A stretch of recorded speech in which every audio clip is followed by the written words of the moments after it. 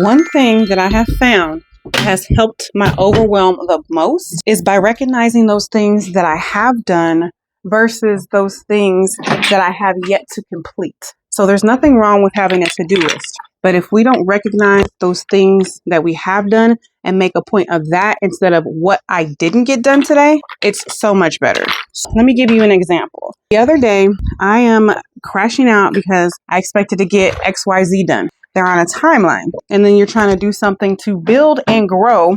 What ends up happening is you have a never-ending to-do list. And there's nothing wrong with setting goals, making it happen. But what happens is a lot of times we are not resting. Let's just, say what it is. We act like we rest. It's like 5 minutes here.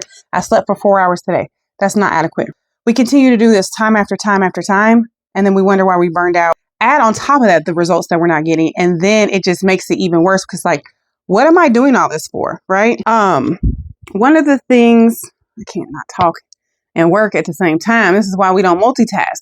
But this is one of the things I need to do because I still have to live life outside of making content. So I'm just turning my life into content because at this point, this is how we gonna win. This is how we don't give up. This is how we get stuff done. So y'all gonna be here while I'm organizing this stuff. But let me get back to my point. The things that matter the most are those things that you were able to accomplish. This took me 20 minutes to put over in this corner. I had a pile of clothes sitting here for 4 months.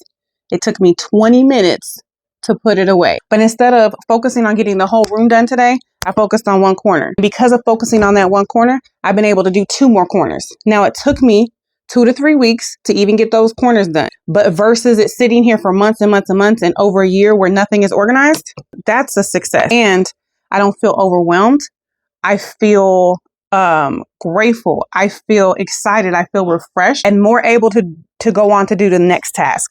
If that makes sense, let me know in the comments, or let me know in the comments what it is that you have been struggling to do for the past 5 weeks, 5 months, 5 years even. Let's talk about how we can break that down to make that easier for you to accomplish. But it starts with your mindset and it starts with the words that you say to yourself. This is my job for you this week.